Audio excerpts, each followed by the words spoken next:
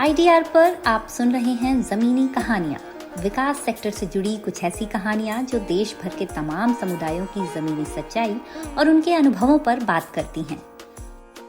मेरा नाम इंद्रेश है और मैं पहाड़ी राज्य हिमाचल प्रदेश के सोलन ज़िला से आता हूँ। पिछले कुछ सालों से यहाँ लगातार भवनों और सड़कों का निर्माण कार्य चल रहा है।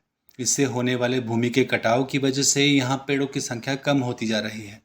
अब इन सब का असर ज़िले में बढ़ते औसत तापमान से भी महसूस किया जाने लगा है। मैं और मेरे कुछ मित्र पिछले कुछ सालों से अपने गांव के आसपास के जंगलों में पौधे लगाते आ रहे हैं। हमारी कोशिश यही है कि यहाँ एक नया घना जंगल तैयार हो सके। इसके लिए हम हर साल पौधों की व्यवस्था वन विभाग के माध्यम से करते हैं। पौधे रोपने के समय हम गांव के बच्चों की मदद लेते हैं ताकि वो भी इसका महत्व और ज़रूरत समझ सकें। समय के साथ पेड़ों और उनकी विशेषताओं को लेकर हमारी खुद की समझ भी बढ़ी है। इसलिए अब हम ऐसे पौधों पर अधिक जोर देते हैं जिनकी आयु लंबी हो और वो पर्यावरण के लिहाज से भी अधिक उपयोगी हों।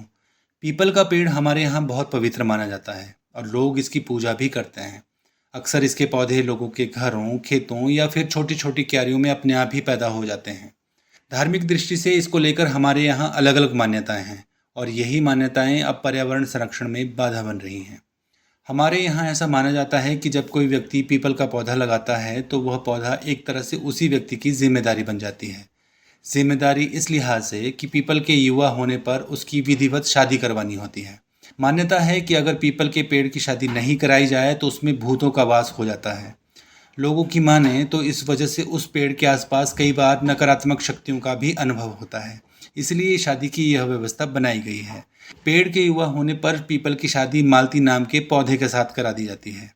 ये शादी उसी विधि विधान से होती है जैसे किसी इंसान की होती है। अब क्योंकि शादी की यह प्रक्रिया आर्थिक रूप से भी लोगों की जेब पर असर डालती है तो इसलिए ज़्यादातर लोग इस पौधे को लगाने से बचते हैं।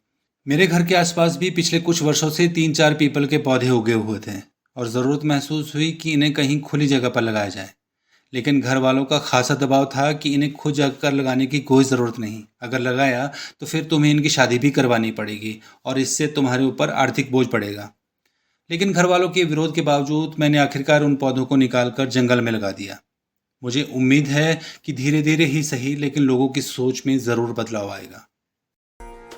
अगर आपके पास भी ऐसी कोई कहानी है जो आपके समुदाय, इलाके, जिले या प्रदेश से जुड़ी किसी समस्या या उसके समाधान के बारे में बात करती है तो हमें hindi@idronline.org पर लिख भेजिए। ऐसी ही और ज़मीनी कहानियाँ सुनते रहने के लिए हमारे YouTube चैनल को लाइक, शेयर और सब्सक्राइब करना ना भूलें।